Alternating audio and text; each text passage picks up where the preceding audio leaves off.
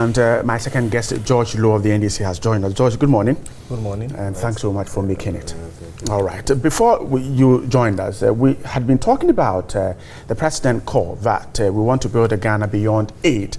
And he is suggesting that Ghana can rely on its own resources. Gary has said this is the time for this to work, because the concerns are that since Nkrumah, we have talked about this. We want to build Ghana using our own resources, and yet every year we have to fall on others to get things done. Now, how sure are you that this time we can develop Ghana using our own resources, like what the president is saying? Well, thank you, Brett, and let me say good morning to our cherished viewers, and a special good morning to my brother. Thank Gary. You. As you rightly put it, I believe that year in, year out, government in, government out, we've always, this has been the vision of the clarion call of all leaders, to have a self-sufficient Ghana, and a Ghana where we are dependent on our own resources, and that we will not have to pan to, other people, go cap in hand, asking for support. In fact, it is not a pleasant thing when we know, sitting here today, that our budget is heavily supported by donor external funding, and therefore the sustenance of the idea itself is not a bad thing. That you have another person who has come in and he also thinks that we should have a Ghana, we should be able to build a Ghana that would be self-sufficient. But having said that, it is not the talk. It is what you do. It is doing the right things at the right time, at the right places, in the right way. We said that when you keep doing one thing the same way and you're getting the same results, why do you keep doing it? So yes, it's a good vision to have, but like I said, let's see how it plays out, because the science, maybe somebody will say it's early days yet. But so far as I'm concerned, the signs we are seeing does not encourage me to say that we are moving towards that direction. Look, Ghana can only be self-sufficient when we tap into our resources, we do manufacturing, we focus on building factories, producing things that other people need. And that's what the president has been talking about. But that is what, but raw materials coming in and out. I am saying that, right? I'm saying that it is not the talk. He's talking about it. So the taxes have been removed on, for instance, importation of raw materials. You see, you are talking about importation of raw materials. Okay? But why? We have raw materials here. I'm saying that the better way is to use our raw material to produce for other people. Then you are talking about earning foreign exchange, and then you can be self-sufficient. When you are buying raw materials from other people in itself, you are dependent on them. We have what natural resource don't we have in this country? So let's tap into it.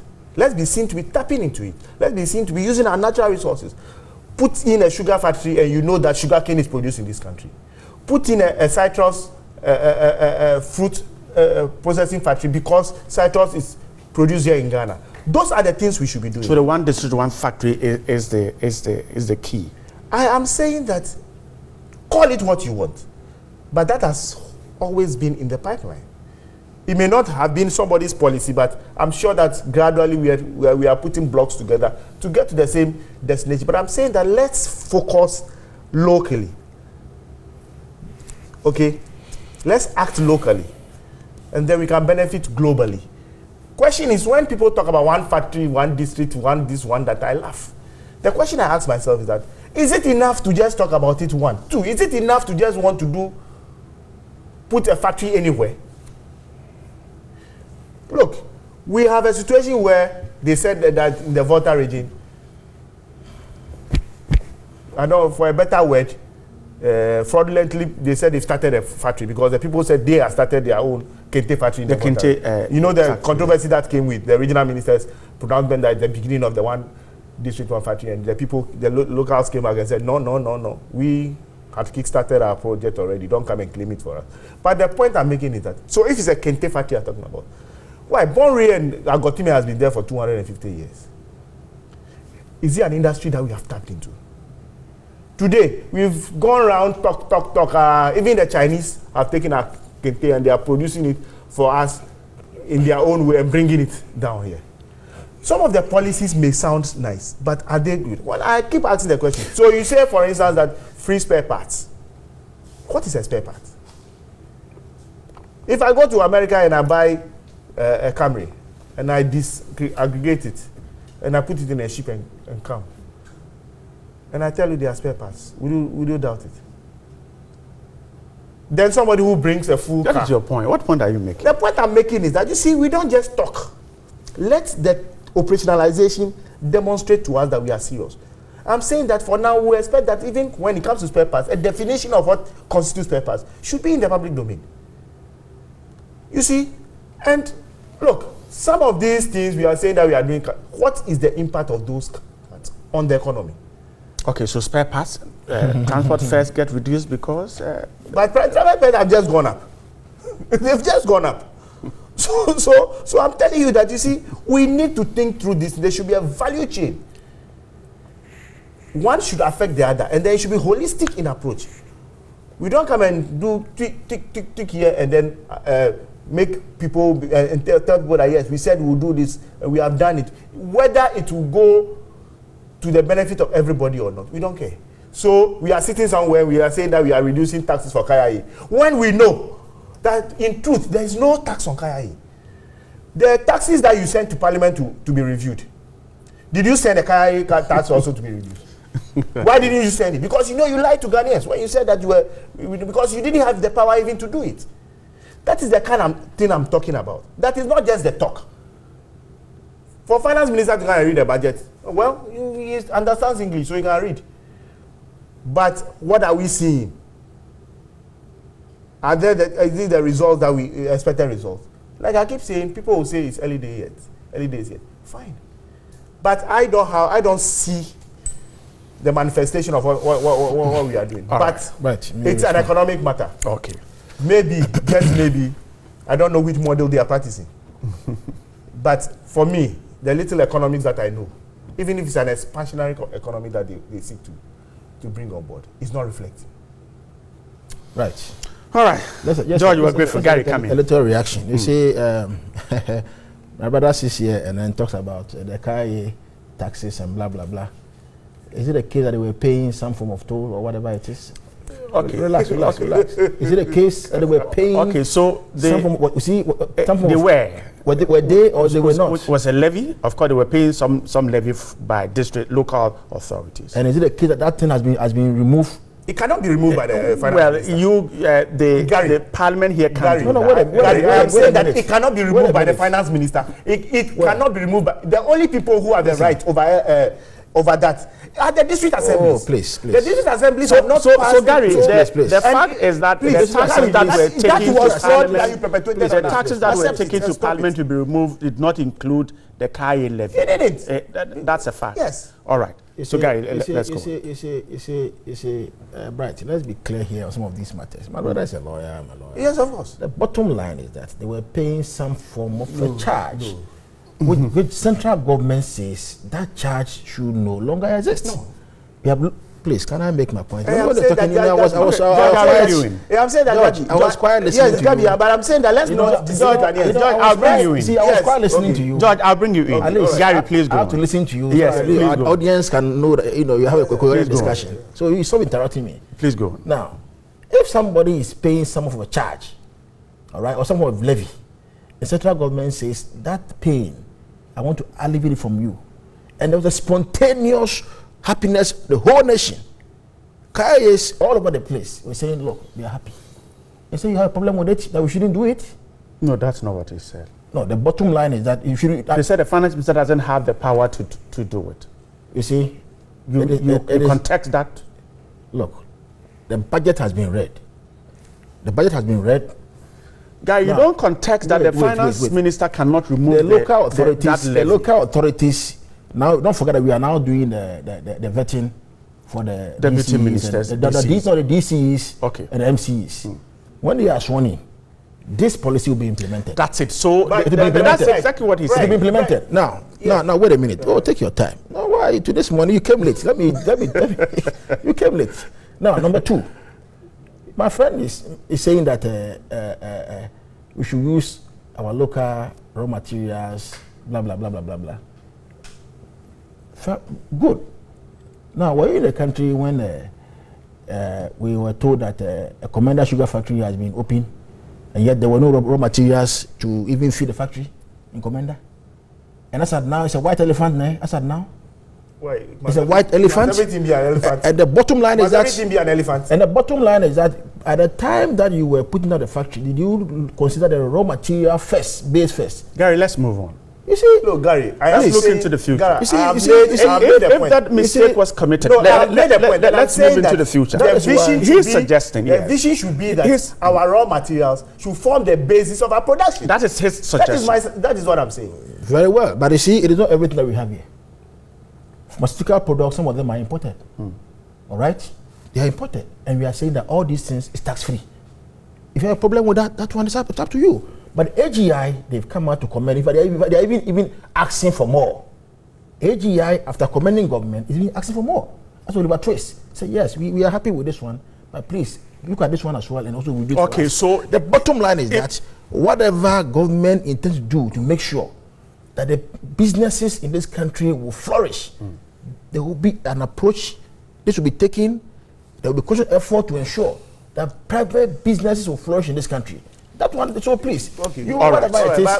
give us the time For the education of the Gary, public. I am grateful. For the Give us the education time of the public. and the space. And Gary, please. No, give it in time fairness, and the space in fairness, for the education to run of the our public. government. At No least district chief only 3 executive. months. No district chief executive can on his own decide that the Kaya levy should be. It has to be done by the assembly. The assembly. I have been an assembly member. Okay, I'm all telling right. you. But the I'm assembly, telling you, no. the assembly members, Okay. there, we are Yes, saying so I'm saying that it's a policy. they have to All pass right. a law. It's a policy. It cannot be a policy of binding on government. the local government Please, institution. it's a It cannot policy be. of government. I am saying that it Everything cannot done be. And so it should be Sure. pushed through. That is all. Okay, No, I'm it cannot grateful. be. Now let's turn our Stop deceiving attention. Ghanaians. Let's turn our attention to the finder this morning. A bribery scandal. We were told MP claims to have fresh evidence. The story on page 8 is suggesting that that report is delaying because there are allegations that there are some information that a member of parliament has some fresh evidence to be given to that committee. As a result, the report has to delay. The second deputy majority whip, Matthew Nyindam, who confirmed this, said although the deadline for the submission of the report was due, the committee would still have to take the evidence of the interested party to prevent suspicion of bias. So that's the news, George. And the more it delays, the more suspicion it causes. Well, right, interesting times. I mean, I sincerely speaking, and I know that people are not very happy when I speak the way I speak sometimes, but I will. Right. What we seek is a very simple question. Did somebody try to bribe the vetting committee? Yes or no? Or did somebody bribe the vetting committee? Yes or no? It's a matter of bribery, isn't it? So if somebody has, why? Unless of course the, what is it called? The CCTV or whatever evidence I hear they say they have. Okay, so that's what you have been told. It's going to show Ejaku bringing bags of money and handing it over to somebody else, somebody giving money to somebody. These things are all total waste of time. Whatever the committee has found, let it bring in. Let's Ghanaians move on. It's a blot on the conscience of Parliament, and we cannot run away from it. But the bigger story is that it will be nice also to investigate and either clear or implicate our ministers who have been accused of bribery. Anything short of that, I think that we've had a waste of. It's a blot on all of us, and we should go back and purge ourselves of whatever it is and move on. We are wasting. I mean, we are wasting time. There are many more things that Parliament has to consider. The estimates would have to be gone through. Otherwise, by 30th of this They're month, rising. No, not even rising. But after 30th of this month, the government cannot spend money. So we need all those the budget things. The budget is wrapping up by and they have to 30. run out, and then the appropriation bill has to be passed. Otherwise, you go to hospital, there'll be no drugs because government hasn't released money to Ministry of Health and all those implications. That is the work Parliament must focus on and do. This one, we should quickly do it and do it. Yes, Parliament has such an important role to play. Gary, do you think same? Well, Bright, I think this matter, I've shared my views on this matter, and I'm very consistent with my views on this particular matter. The committee was set up, the ground rules were set, and they said, well, if you have any problem, any contribution, any whatever, bring memoranda. We are willing to receive it. You understand? The parties were invited. They came. Some even came with lawyers. They've come. They've given evidence. I thought that by now, with the information on the public space, they ought to have given us the final verdict. Because I've made my conclusions, even though the committee report has not come out. And my view is that if you are looking at what the information already on the public space, it's a much ado about nothing. This point, I've made it, and I continue to make it, because at the end of the day, this man said,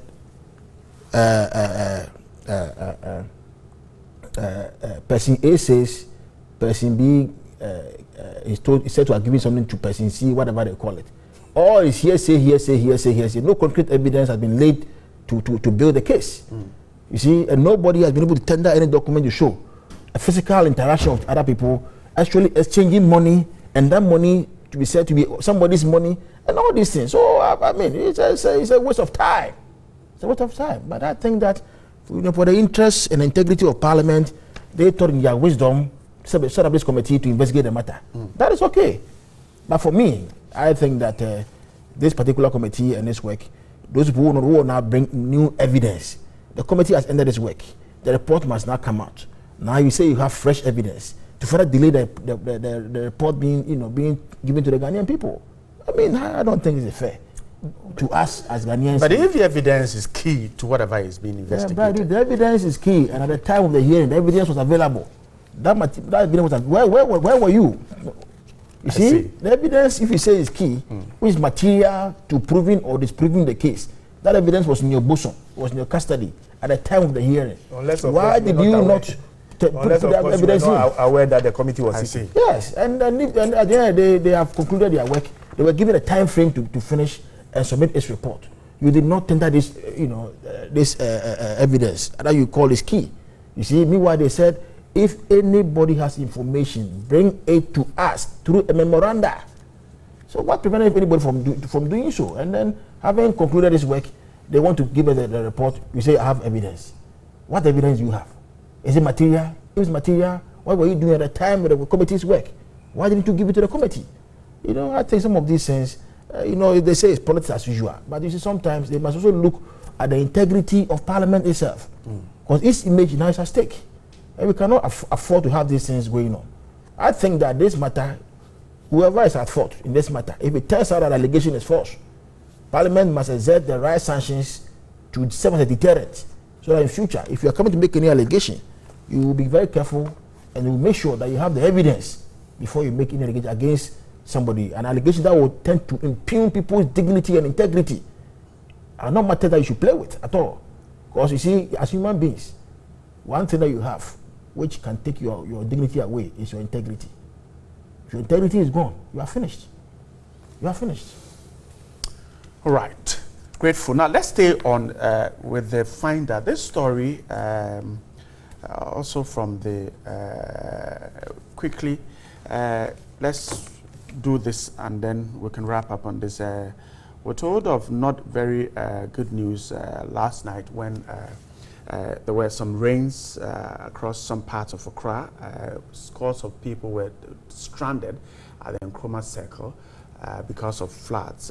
People had to wade through the water there. You can see those pictures on your screens. And we're told I thought that the Dubai Circle is now. Well, some floods, drains choked with filled, we're told, causing floods in there. The rains started at about 9 o'clock, and people had to take cover at various points there at Nkrumah Circle. Commercial activities, were told, came to a halt completely, and you can see flood waters all over. Commercial vehicles had to virtually drive through in trying to get people to their homes safely. So those are the pictures on your screens now. George, let's wrap up with the issue of flooding, because the last rains we recorded was quite heavy.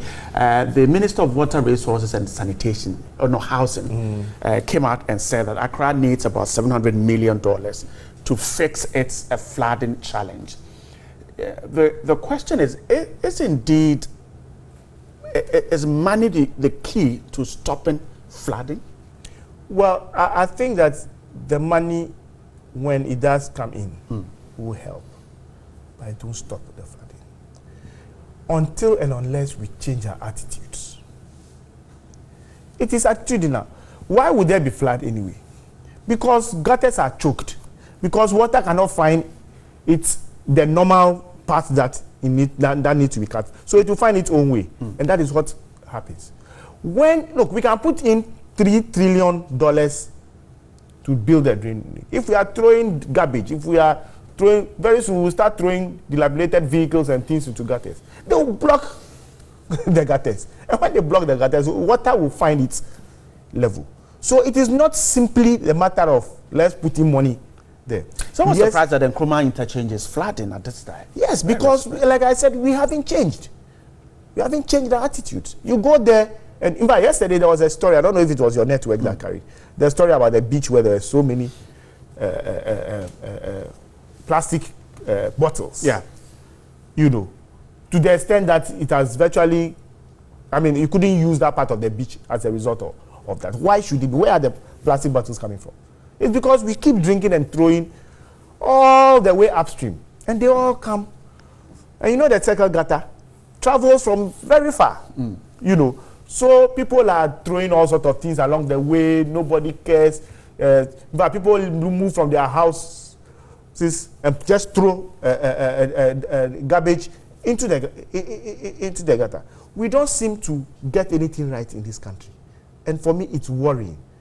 Because it is not like the authorities are not trying something. You will find out that every now and then they try something. But it is not working because even halfway when they are doing a project, even while the project is ongoing, we are still doing the wrong things that we seek to correct. It won't take us anywhere. In fact, we are doing all sorts of things. We've even appointed a minister for sanitation. Right. And water, right? Is it water and sanitation? That's correct, yes. Water and sanitation. How successful would that minister be if we continue in this attitude? Is he going to stand by the gutter 24/7 with his team every day removing? How many people will he have to marshal? Again, our laws must work. Our laws must work. Political patronage is too much in this country. He's MPP, so now that MPP is in power, everything he does, he should get away with it. He's NDC, so NDC is in power, everything he does, he should get away with it. We cannot continue like that. Unfortunately, look at the Kintampo thing. Only to wake up in the morning amidst our sadness to hear that some group of people say they are invisible forces, they've gone to take over the place. That is not confirmed. Please.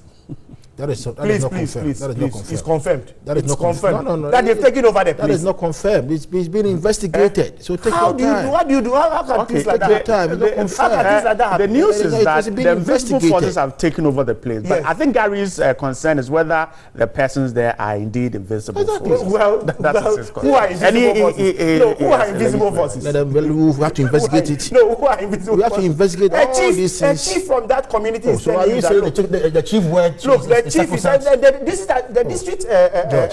They are saying that they've taken over the place, and that in the past, when there are things like that happen, they had people who went around and took people out of the water. But on that case again, did I read somewhere that the headmaster says that in actual fact that is not the place that the school, the teachers said they were taking the students. That is true. They should investigate those teachers and punish them. I heard the headmaster say that the Kintampo Falls was not on the itinerary. Why did the teachers end up there? When they have collected, I'm sure they've collected money to take them elsewhere. All these things must be investigated. Yeah. But I'm saying that our attitudes, so the teachers have their problem. The invisible forces have their problem. We have our problem. We are doing all sorts of things. How can we move on? In the midst of it all is politics. There are certain things that we should depoliticize in this country. Sanitation, health, all those things. are things that we must learn to deploy. When we do, we will not have the same. Look, right after June 3rd, me, if I see a cloud tall circle, I don't pass there. If I don't go near there, you can ask me to come for gold, I won't come. You know, why must it? Why? Because that is still on my mind. Now, anywhere there's a little flood, when there's something, look, yesterday when the weather changed, the beta was in a meeting.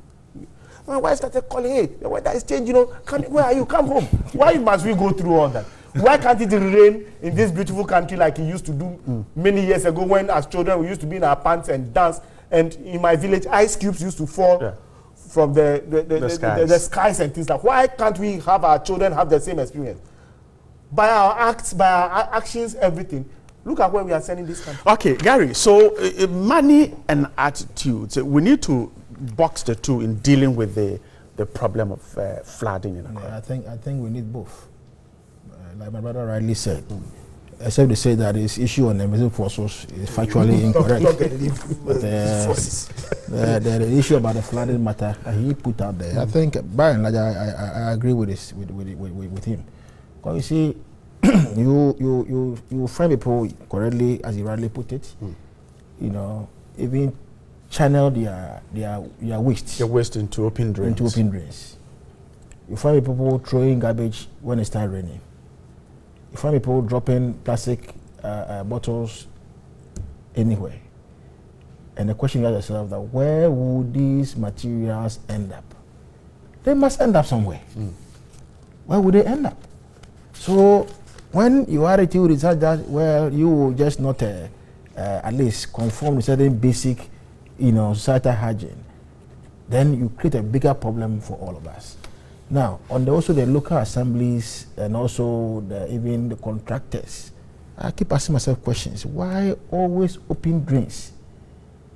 Open drains, you are giving the people the opportunity to come and put in the rubbish. Why don't you seal these drains? With time, you come and seal these things. There are a lot of the gutters that are closed. There is no passage through because already the garbage have blocked them. So it's very clear that once it blocked them, when it rains, the rains want passage. Why would they pass? But I thought that recently they said we have been given Accra Dubai.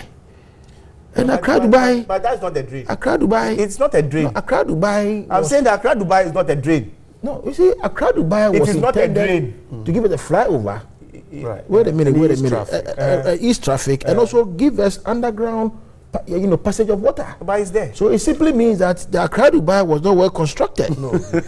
Gary, that's a strange statement. Gary, that's what I'm saying. That take the politics out. Gary, that's a strange take the politics out and deal with the issue. But listen. You see, if the Accra Dubai, as we were told, had proper drainage systems beneath it, which were all closed and sealed, to the extent that nobody can put faith in those, drainage system. How would the drainage? Look at the what you showed us. We show the pictures again. The pictures showed clearly that there was so much water on the ground, to the extent that they were overflood. Yes, they were overflooding the banks of the gutters. No. You see, Gary, so I think that look at the open drain, even in Accra Dubai, open drain in Accra Dubai. I think that going forward, we should take a bigger look at all these problems, how we can solve it ourselves. Look, when there's flooding, it does not know political color. That is why you should. No, let me make my point. Okay, you gotta wrap up. We have hit the top of the hour. Now that the president has said that we should not complain, I will not be here to complain. Okay. We will be here to fix the problems. So you fix the problem at Accra Dubai. Accra Dubai. Okay. Come June. Gary Numako is a legal practitioner, member of the NPP's communication team. George Lowe is a former member of Parliament for North Dai and a member of the NDC. Gentlemen, I'm grateful for your Tuesday morning. Thank you. Thanks so much.